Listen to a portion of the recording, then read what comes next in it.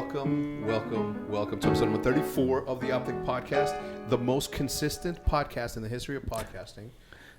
It's been about a month, Bose. Yeah, it's been a while. Whose fault is it? Not mine. Then whose? I ain't gonna point fingers. It's not mine. But it ain't my fault. All right, today we have two very special guests. My man Shane Robinson an outfielder from the Angels. What's up? How's it going? Thanks for having me. You're welcome, man. Thank you. I mean, my man Geovany Soto. What up? Catcher for the White Sox, and then before that you were his teammate at the Angels. That's where we met. We met at MLG Dallas, right? Yeah. Last year, yeah. MLG Dallas. No, sorry, MLG Anaheim. Anaheim. The Anaheim Angels. Yeah. So that was like a really quick drive for you guys. It wasn't even that. Yeah, it was cool. I mean, once I knew they were having a tournament, I needed to see that. I'm a good fan. I'm a big fan of Call of Duty, and I kind of wanted to see that in person. Yeah, what it was all about. Yeah. It's a cool experience, a cool new thing for me. I've been so long in sports and stuff that I really haven't really catching up with a lot of social media, a lot of But I'm a big fan. Yeah. What about you? How did you get into playing video games? Started in college for me. Just got introduced to the Halo game and went from there and just evolved into Call of Duty, and that's pretty much all I dabble with now. I played a little bit of Destiny, but yeah, that's pretty much how I got into it. And then just social media, got to meet some of these guys, talked to Proof down there and Karma and those guys, and played a little bit with them. And realized I wasn't as good as I thought I was. Yeah, no, that's always the case. Everybody's really, really good until they face a pro. Right. And I mean, that goes for me too. I've been playing this game since 2006, and I always thought I was hot shit until I played against somebody like this guy or another pro, and then you really know where you get humbled. Where you're humbled real quick. Really, really quickly. Really, really quickly. So, when did you make the switch over to Call of Duty? And is Call of Duty the only thing that you're playing nowadays, or do you play anything else? Yeah, I mean, like I said, I'll dabble with some stuff like Battlefield and things like that. On PC or? No, mainly I was Xbox all the way till last year. It's like everybody else. Yeah, well, I mean, this guy was like, bro, you got to go on the PlayStation. I'm like, no. Like, the Xbox gameplay is way better online. And so he's like, I'll tell you what, if you promise me you'll play with me, I'll buy you a PlayStation. Yeah. And I was like, No, you can't pass that up. All right. I just basically bought a friend. Yeah. I feel ashamed. He paid money. That's how we do it. We're like, we'll give you a controller, man. If you that's pretty much what I did. I told these guys that's how I started with OpTic and Call of Duty. Well, we play competitively in Call of Duty 2, and then we took like a very, very long break. And we didn't make a comeback into competitive Call of Duty until Modern Warfare 2. Wow. So you have Call of Duty 4, World at War. I mean, Call of Duty 3, Call of Duty 4, and then World at War, where we didn't have any competitive teams. And that's the way that we pretty much bought friendships. We're like, yeah, we'll pay you to play for OpTic, and it's been a ride since then. How about you? How did you get for me, how did you pick Call of Duty? Is the question. Well, I mean, for me, it was last time I played any video games was Super Nintendo Mario Brothers, and after like high school and stuff, I really was really busy with baseball and everything. And I remember when the HD Blu-ray competition came out, and they were like $800 at the time. I remember. So what I did was I bought 2 PlayStations so I can watch Blu-ray. Yeah. And I had the game. And I had I think it was Modern Warfare 2, and a buddy of mine, told me about online and stuff. And I was like, online? What is that? And he's like, we play against other people live and everything, not the computer anymore. So I was like, that's weird, So I kind of picked it up, and to begin with, I didn't even know how to move. I didn't even know how to move forward because I was used to the pad and the buttons, and now it's with the sticks and the triggers, and I'm like, wow, this is different. But I started slowly kind of falling in love with Call of Duty. But I got to admit, the only game I've played for the last 10 years has been Call of Duty. Yeah, awesome. Well, what was it about it? Just the first person shooter was, because I mean, obviously, you have like a wide variety of options. And for me, like my accidental marriage to Call of Duty came just because it came with Xbox. If Halo would have came with the Xbox 360 that I bought, I probably would have been a Halo player, and then all this would probably look way different than what it looks like right now. Oh yeah, it did come with the Xbox. I forgot about that. How did you? What was like? Do you remember? Wait, this is a question for all of you. Do you guys remember your first experience, like hearing another person's voice in there and then feeling weirded out, like holy shit? Yeah, I literally remember how it happened. Like I was at my friend Vincent's house, and he was just playing. Shout out to Vince. He was just playing online, like, and I didn't even know what it was. I'm like, what the hell? And I hear him talking. He's like talking to this guy named Dark Destroyer. Yeah. And they're just, on the mic talking. I'm like, wait, so you can hear him right now? He's like, yeah. I started playing. I was like, terrible, bro. What game was it? It was Call of Duty 4 on PlayStation 3. Yeah. And then I already had a PlayStation 3. I just didn't have online set up and all that. Tell me how next day I come to school, my friend Vincent brings me a router, bro. He's like, damn, you got to connect to this, whatever. I go home, set it up. I'm online. Since then, it's just been a movie. Do you still talk to Vinny? He changed your life. That dude changed your life. I follow him on the gram. Shout out my boy Vin. You shot on Gram on Instagram? Yeah. Dude, you got to send him controllers, headsets, the whole nine, bro. Yeah, bro, you're right. Damn, that's the fact that you haven't already done that's crazy. Yeah, you got to pick up your boy, bro. Yeah, I got to give him props. Why don't you race him he up made with me. You? Well, he should be managing your career right for now. Real. He should be negotiating against me right now for your contract. All right. Don't do that, but you know what I'm saying? You should hit him up, be like, yo, man, we're talking about it on the podcast. You're my man. Here's a router. Do you remember the first time that you talked to somebody online and you were like, yeah, I was so weirded out. I remember just listening to people, and I had a headset, and I was like, I felt so offended, because they were talking about, oh, you suck, this and that. And I'm like, I felt so scared to even say anything because I felt weird. I felt like exposed. I don't know, like, yeah, if I suck, I just want to suck here by myself. I don't want everybody to tell me about it, but yeah, it was kind of trippy. It was weird at first, but you kind of get used to it and you kind of ride it out. Yeah. What about you? Yeah, I remember it was in college, and I back then I had a big chip on my shoulder, and I loved talking trash. So you were that guy. was kind of like it. Yeah, he was that guy bullying me. You know what I mean? Yeah, Plot twist. It opened up the floodgates, and I was like, okay. So then I got my trash talking game was on point. Here's the plot twist. You guys never considered. He was the one talking shit to you. I know. I met my bully finally. What game was that on? Halo? Yeah, Halo. Halo. For me, I can remember exactly what map, what it was, how the whole thing went down. It was St. Mary Glees. It was in the middle. It's a Call of Duty 2 map. It's in the middle of the cemetery inside the church, and then some dude's like, Hex, come this way, and I'm like, whoa, wait, tell me, how do you know my name? You know what I'm saying? That was my first question. How do you know my name? And the second thing was me being me. I'm like, oh, fuck that. I'm not following you into this. I'm not going with you. You're gonna kill me. And I'm like, and I just went somewhere else, got killed, and it was like, come on. And I'm like, oh, we're on a team, and it's in his best interest that I don't die. And little by little, but I remember clear as day, the dude's voice and what he said to me and how I like just didn't trust him. And I'm like, fuck, I'm not going that way. It was dude, I remember the itch, bro. When I first got addicted to that, like the first week, bro, it was terrible. Like I did not want to leave my seat. Like I sleep was not an option. Yeah. Like, I would go until I can't, like literally can't go anymore. Dude, it almost cost me a divorce, actually. Yeah, I mean, I started playing, and I remember for like 2.5 How many years into the marriage? Sorry for interrupting. Right now, 15. Yeah, but at the time. At the time, like 7. Yeah, so okay. Yeah, we had 2 kids already too. Ooh. So, but I remember it wasn't really that serious, but it kind of was getting bad.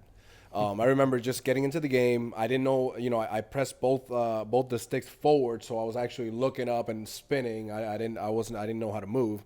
And from that point till I actually started moving forward and understanding the map, understanding the mini map, and just doing everything, it took me like 2.5 weeks of like 4 or 5 hours in the off season. Yeah. Just playing every map, going 0 and 38. It was unbelievable. Yeah.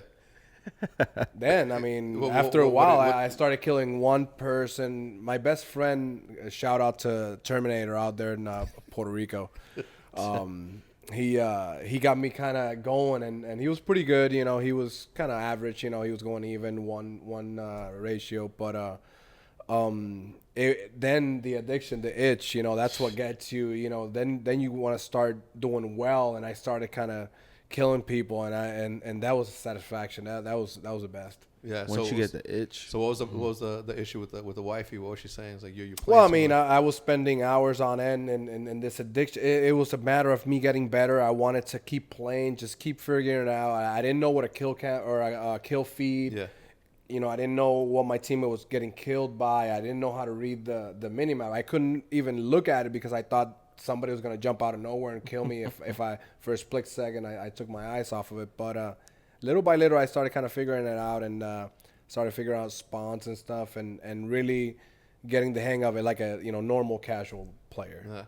What about you? Yeah, I mean, I think when you have to purchase eye drops, I think that's when you know you have a problem. Yeah, I mean, I was playing hours. I mean, I was like planning my day around getting back and getting on the Halo. Exactly. And exactly. it was bad. And then when I was dating my wife before we got married, she was working, and so I'd be in the off season and she would go to work at 8 a.m. And I'd literally play all day until she got back from work on the couch, and it got a little hairy a few times, like, what are you going to do with your life type deal. And I'm like, I already got my life. Like, I'm in the league, baby. I'm just waiting for you to get out. I'm just passing time till you get baby, home. I'm in the league. But, I'm out here starting. What you mean? But then, once you, I had kids and stuff, so my playing went way downhill. There was a couple conversations we had about my time of playing, and so now I kind of just limit it to when I'm on the road or whenever they're not in town. So yeah, so I'm thinking about like my situation. How many times Jude and I, my wife, have gotten into an argument about Call of Duty. I think about, like, we moved into this townhouse and there's a loft area, and I just claimed it. And I'm thinking to myself right now as you're going through it, I'm like what? How? Why did I just claim it and not say, hey, do you want to have something here? Or I just literally said, this is my gaming setup. This is where my gaming setup was. And she didn't care, but I was thinking about it. That's kind of selfish of me. But she and I always had this understanding. Well, she was super understanding about my situation, but I remember breaking headsets. I remember breaking controllers when I'll be in the middle of it. It's Call of Duty 4. And we used to play a lot of TDM back then for game battles. So it was down to the to everything. And she would come up and be like, babe, and and then I'd die, and maybe it was my fault, but I'd be like, fuck, and I'd just slam my stuff. So I have raged in the past, and she'd be like, what is your problem? It's just a game. And I'm like, that's the problem right there. Yeah. It's not just a game. That. It's not just This a is game. my life right here. My God. My grandfather used to do that. Turn off my PlayStation in the middle of a GB. It's just a game. No, it's not just It's a game. competition. Yeah, like, I understand it. And your addiction, and this goes to everyone. The addiction is not the video game itself. The addiction is you wanting to be better at something. It just happened to be a video game. Up until I got Call of Duty 2, and I had the same issue as you guys. I would the second that I started playing online, and I remember the shot that got me hooked on it because I always watched sniper movies, and I always watched I always thought that the snipers were the coolest thing, the long range, the long shot. If you think Last of the Mohicans, that dude was a sniper, Enemy at the Gates. And I can tell you all sniper movies that I watched. And then when I got the chance to be a sniper in anything, I just fell in love with it. It was the same map, same miracles outside of it. Some dude was about to get out of my sight or go behind a wall, and I popped him, and that shot changed my life because it literally just made me like follow this crazy path because of that addiction. I wanted to relive that thing. But before that, I was playing a lot of poker. And I always say that if Call of Duty would have never came into life, I would be a professional poker player because that was what captured my mind at that point. And I'm a weirdo, just like I'm sure you guys are. You're good at what you are because you give it your all of the thing that you're most passionate about. And at that time, that was poker for me. I would read everything about poker. I would play every single day. I would play online. I would do everything I could to play that.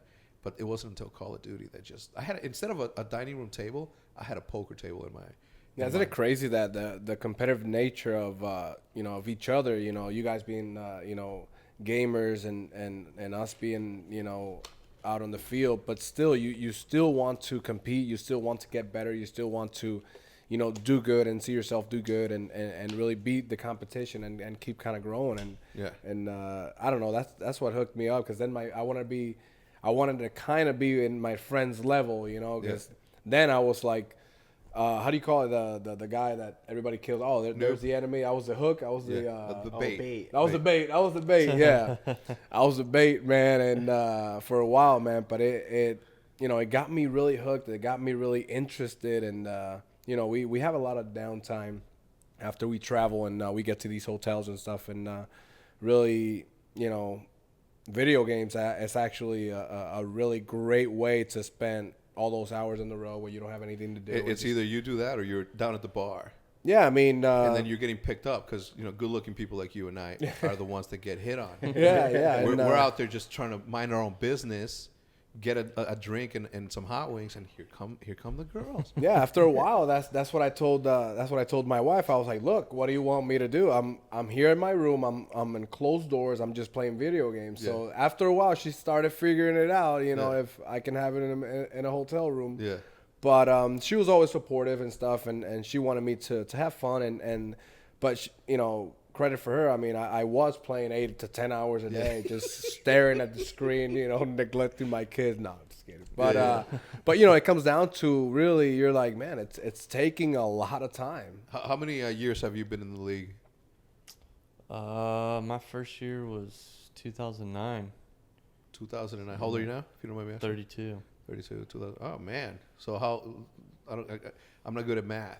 Well, how old were you when you jumped in? Like, what's that? When I signed? Yeah. 2006. So I was 22. Wait, so 2009 or when you say you signed? So I signed out of college in 2006, and then my first call up was in 2009. Cool. And what do you play? What position in the outfield? Yeah, right field. I was mainly a center field guy, but they put me all three. You're fast as hell, bro. I can run a little bit. Yeah, he is. Yes, he is. Don't be humble. Yeah, you are.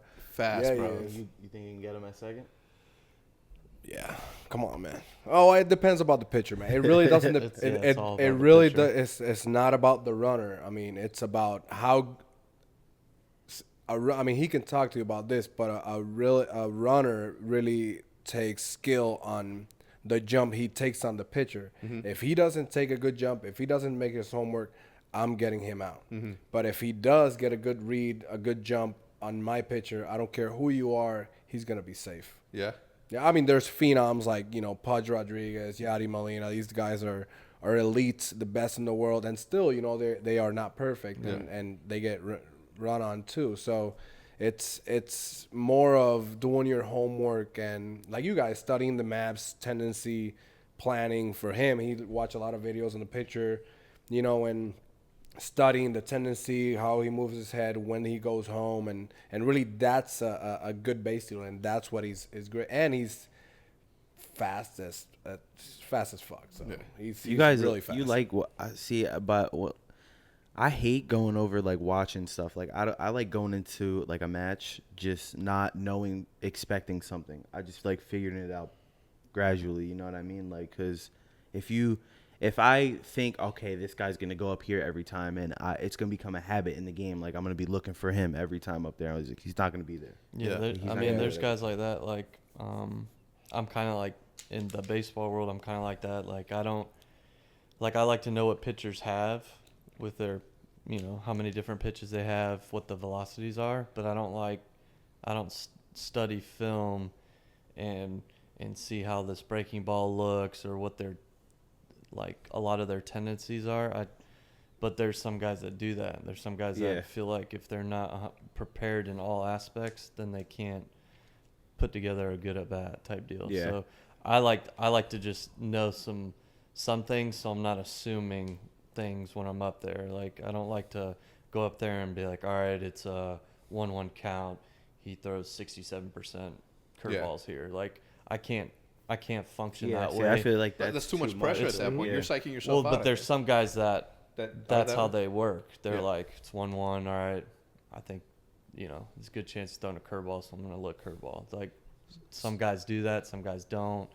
But, you know, it's all different. Depending on what. So you signed in 2006. Who did you sign with? The St. Louis Cardinals. The Cardinals. Yeah. And then it wasn't until 2009 that you got called up.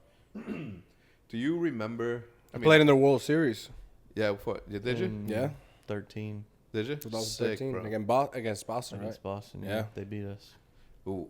I mean, it happens, bro. All Yeah. right, Not a big I got a Boston whole fan. bunch of questions, man, for you guys, and I hope All right. you guys can answer because Yeah. I'm super curious about this. Because as I was telling them right before we started doing this that I got the chance to get the tour of the Rangers, clubhouse, and as I was down there, the guys were getting ready. Some were playing ping pong, like they were just walking around, just listening to music, and I said to myself, I'm like, this is like the other coolest job in the world. The first being, I mean, I think it's a tie, right? Being a professional athlete, I think has the edge because of the stature of it right now, like the luxuries and everything that you guys got. But from if you take money aside, I think that those two things go hand in hand. And I guess it depends on the person, but being a professional athlete to me is like the coolest possible shit ever. And as I saw downstairs, because I went there, I looked in the locker room, and I'm like, these dudes are getting paid to go fucking play a game. That's sick, right? That's incredible. So and then just like the locker room, like it's just the team, and obviously the owner walked in whenever he wanted, and the managers and all that. I'm like, that's so fucking cool, right? And then I'm like, I guess video games is just like as cool because it's video games. But my question to both of you is, do you how many homers do you have?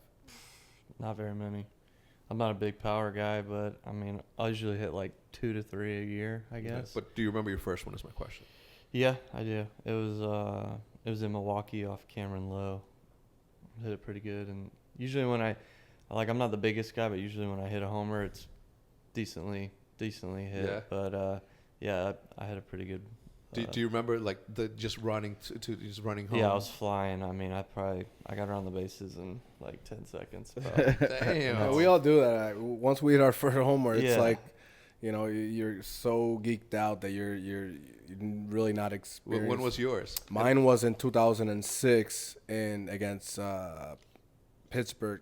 A call up. He was a September call up as well as last name Torres. He threw like 98, didn't know where it was going, and I remember getting in a good count, 2 balls, no strikes, and I was like, I'm going for this.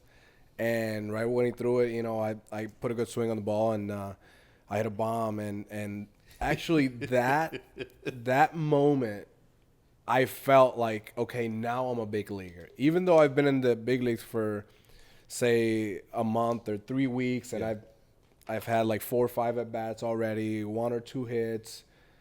That moment, I felt like I belong, or I felt part of the team when I actually hit a home run, and you stop the game for like for a minute until you run the bases and you touch home plate. It's like, this is my moment. It solidified a little bit of being a big leaguer. How long have you been in the league?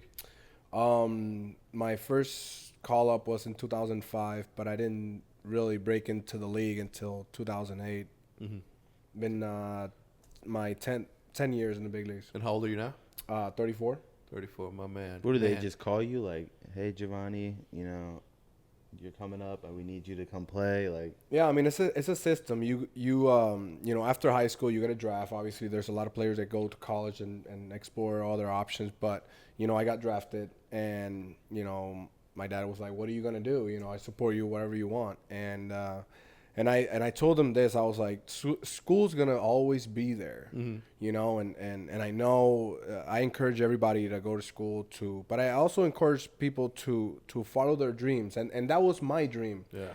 And if I break a hand, I have no legs, I can still enroll in school. My dad said, my doors are open to you in my house whenever you want. Awesome. So go make it happen. And then you have a lot of levels to come up. I mean, Shane and I mean, you have rookie ball, low A, mid-season A, high A, double A, triple A. Then you got to the big leagues. Then after getting to the big leagues, you got to be good enough to stay there. Yeah. So it's really a process of like getting there, and then every year there's a draft. Yeah. Every year there's a draft. So it's the line is moving constantly every year. So you really have to bring something to the table to get to the big leagues and actually staying. That's dude. Again, that's like that within itself though is like such a cool storyline for your life, man. You you were handpicked by God to have this amazing, amazing life. Because as stressful as it is, man, there's no way that you can change it for anything else in the world, unless it's a professional video game player, professional COD player. Yeah. But I think about it, and I hear the story about going through all these processes and all these levels, man. There's no way you trade that for anything, because nobody has that story, bro. It's got to be like, if anything else, if everything else was to fail, let's say you were irresponsible, you went and gambled your shit away, nobody will ever have that story, and you can never, go to sleep forever by dying and saying, I didn't live a sick ass life. Yeah, and it's an experience. I mean, you share apartments. You have it's a brotherhood. You have fights within each other. Yeah. But it's like you said. I mean, it's something you wouldn't change for the world. It's something that makes me feel like I'm living. Makes me feel like I'm actually doing something, and it's I feel like a sense of like fulfillment. And yeah. Even if I fail, I'm still living. I'm still experiencing new things, and that's what it's all about. That's incredible. All right, so more baseball questions, if that's cool. Yeah. How many teams have you played for? 4 teams. 4 teams. So Angels is the 4th. Yes. So it was Cardinals, Twins, Indians. I was in camp with them, and then kind of logistics. I had an out, took my out, and then signed with the Angels. So those are my 4 teams. I play with 5 teams. I started off with Chicago Cubs. Mm-hmm. Then I went to Texas. After Texas, I got traded to Oakland. And after Oakland, I signed with the White Sox. Then after the White Sox, I went to the Angels. And then you're back with them. Then I came back to Chicago White Sox. So how does it, like, do you just, give like say when your agent asks or whoever, they're like, do they say who do you want to play for, or are these your options? No, like say when you get drafted with that team, right? And after you get drafted, you're part of the team for a certain amount of years. Say you get to the big leagues, right? After in the big leagues, you get 6 years that the team has ownership over you. After the 6 years, you become a 6-year free agent. So before that, anybody can do anything with you. They can trade you anywhere. They could do anything with you. Yeah. But after that, you can kind of choose. If you're good enough, you could choose, and if you have enough offers, you could choose wherever you want to play. Yeah. Obviously, there's some situations where who wants you if you're not, making the mainstream. You're not like, if you're kind of normal and stuff, you got, 50-50. So you kind of look for the best situation for your, development as a big leaguer. But after 6 years, you actually kind of run your life however you see fit. Yeah. There's so out of I'm not gonna say which one's your favorite team, but when you get traded, is it because my wife and I had a discussion just yesterday about a Cubs player that left they just won the World Series, and then he went and played for I don't even know who, right? But he left, and then Jude's like, oh, look. Dexter Fowler. Yeah, and he's like, Cardinals. She's like, I was walking into the kitchen, and my wife and my daughter watch every single Cubs game, every single one, every night they're watching. They watch more baseball than I have ever watched any sport, except for Call of Duty maybe. But he's like, oh look, she didn't say it in a mean like, oh look at the trader, but he's like, oh look, the trader, and I'm like, well, you can't say that. And she's like, yeah, he left a winning, like a championship team, he left and went somewhere else. I'm like, baby, when we drop a player and send him to a different place, do you call him a trader? Like, she's like, no, but he left because he just wanted to leave. And I'm like, baby, when we drop a player, we're doing that because we want to get something better. You can't say that. And she's like, no, I can, and I'm saying it. Like, he should have stayed with the Cubs. And I'm like, like, you're part of this like OpTic thing. You know what I'm saying? Like, you're always gonna, if I make a decision to trade a player, if I make a decision to drop a player or whatever, you're gonna have my back regardless, because it's me. You gotta put yourself out there in that sense. Because it's me. It's me. She has to have my back no matter what, right? Yeah. But she's such a fan that she like doesn't get it, and then in turn, it made me think as I was walking back into my office. I'm like, man, this is how OpTic fans feel sometimes when we make a trade. And I often catch myself talking shit to the Bears, for the last for the last 5 years, and I'm like, man, I sound like one of the guys that hate the way that I'm managing OpTic, or that don't necessarily agree with the shit that I'm doing. How do you, as a player, when have you ever been blindsided and you're like, all right, dude, you're fucking going somewhere else? I remember 2014. I was coming from a knee injury, and this is August. It's late in the year, and I was with Texas, and I wasn't really we were really not gonna be in the playoffs or anything.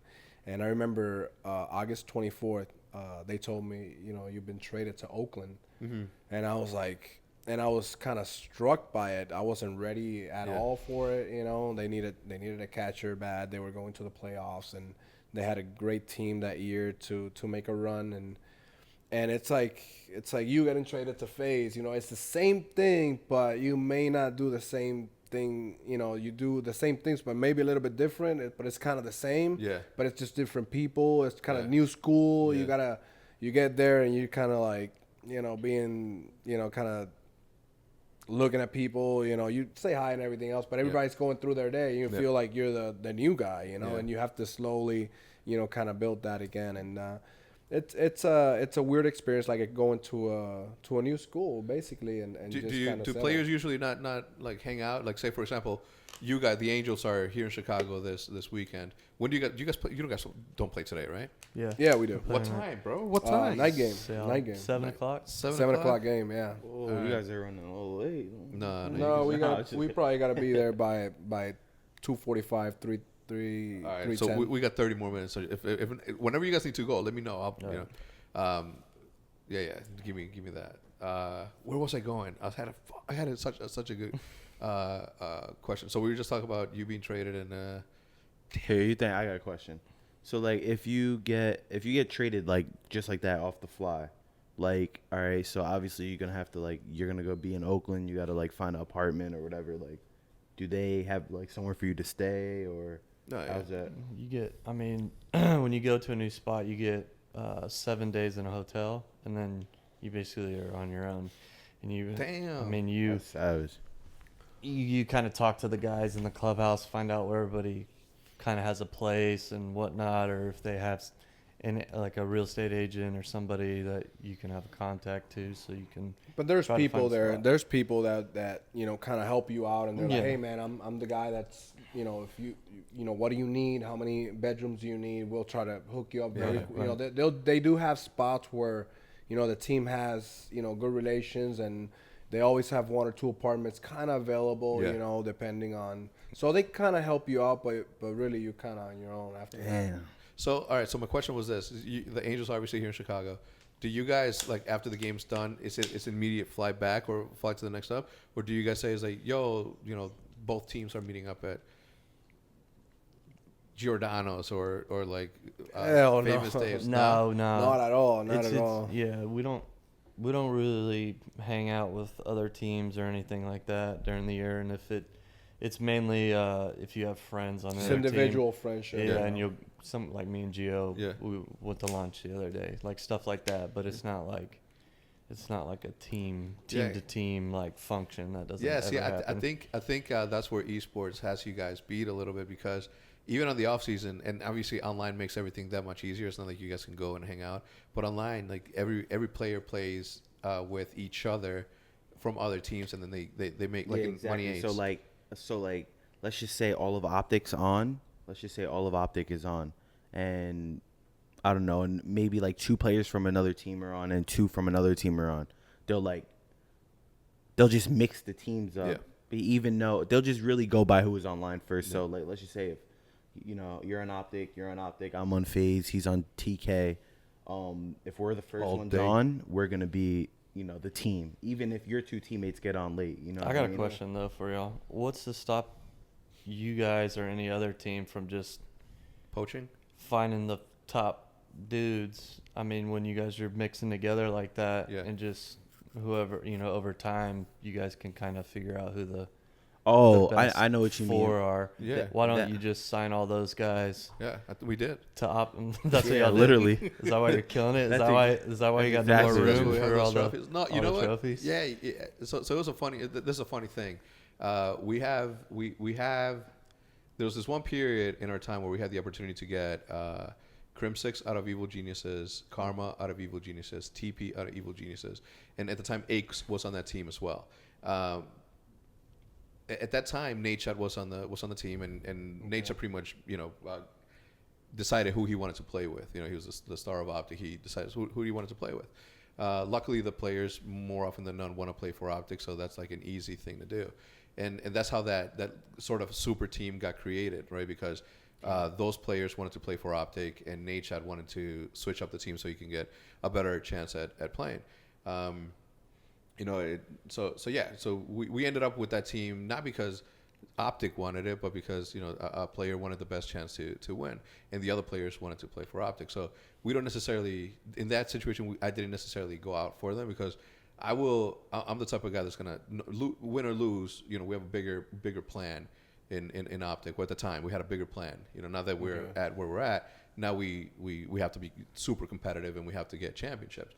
But at the time, it would have been, Nate Shot, as famous as he wasn't like a superstar. He was good at the game, but he wasn't like a superstar where we could say we can't drop him. He's too good. Like a Scumpy, right? You can never drop Scump. He's Scumpy. Yeah. Formal, you can never get rid of Formal. Crim 6, you can never, like, you know what I'm saying? It was that sort of scenario, and I would have stuck with that team until the wheels fell off, right? I would never drop Nate. Nate was like my best friend, so there's no way I would do it. I wouldn't put business in front of that friendship ever.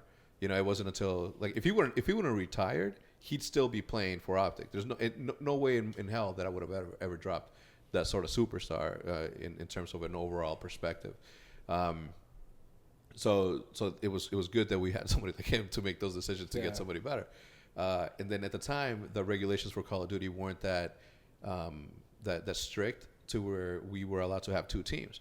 Now, having two teams is definitely, there's a conflict there. Right. Because we could do what we did. You know what I'm saying? At that time, we had OpTic Nation with Embos. He was the captain of that. But when we took Crim 6 and who else from EG that we take on?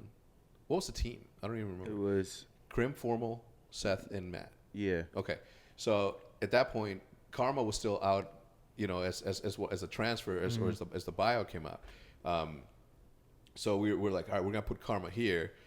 And at the time, like, Nate had already been like kind of dropping hints that he was gonna be, retiring soon, or if he didn't win, he was gonna be retiring. But he always says that, Yeah, he's So at the time, I'm like, all right, now I see why this is a conflict of interest, because I have Karma on a secondary team, and at any point, if Nate decides to retire, I can just move him up and then get another player.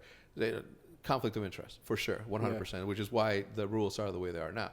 Not because of what I did, but because of the opportunity that presented itself that eventually, moved on to be that. Had Nate not retired, Karma would probably have gone on to a different team, because the regulation would have had to happen regardless.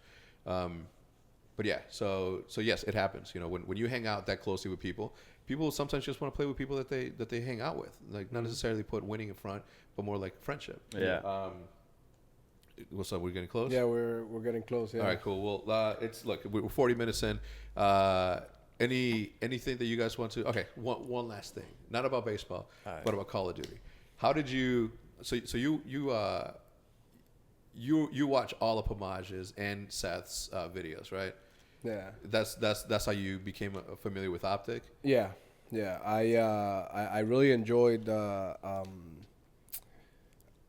Actually, I got kind of hooked on the sniper clips, right? Because it was kind of unbelievable to me when I was trying to, like, walk around the map, and, like, I'm seeing these guys just. I'm like, how does he know he's there so fast? Like, when you were doing the clips and stuff, and after, I saw a Pomage, and I remember with the sniping, there's a lot of phase guys, snipers. Yeah.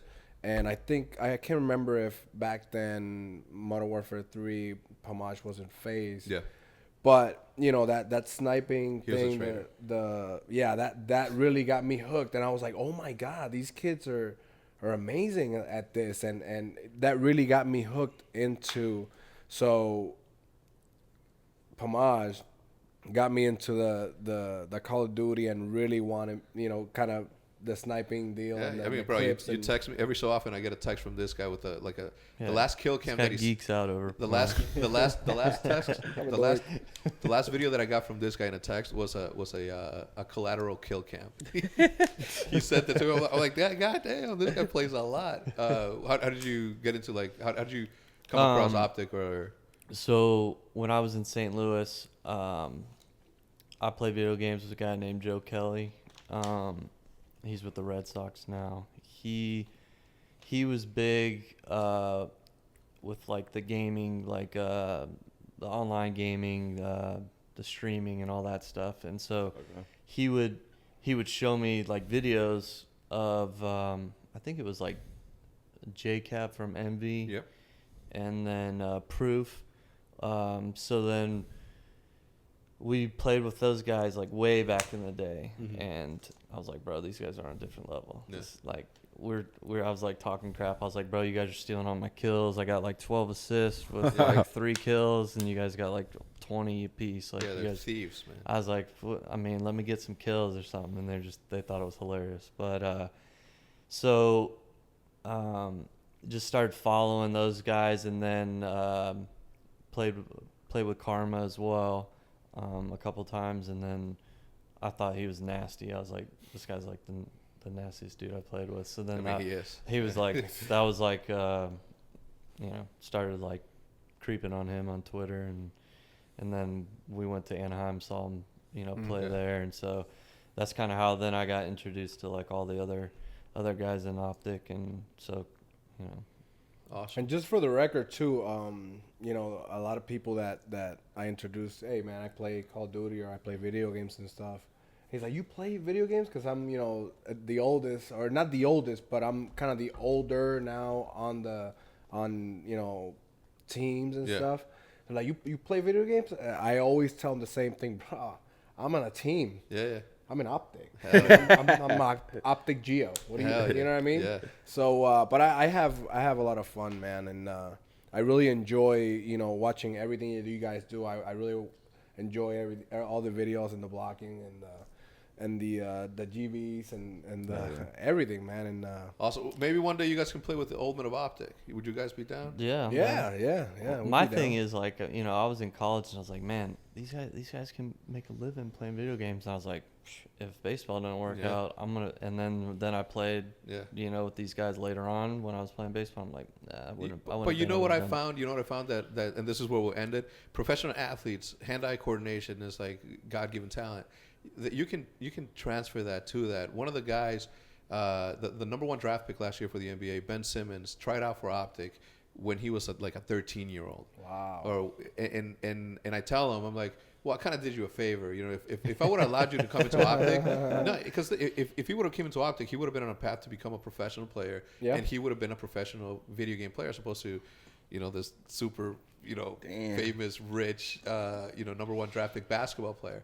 But I mean, you guys are big too. I mean, this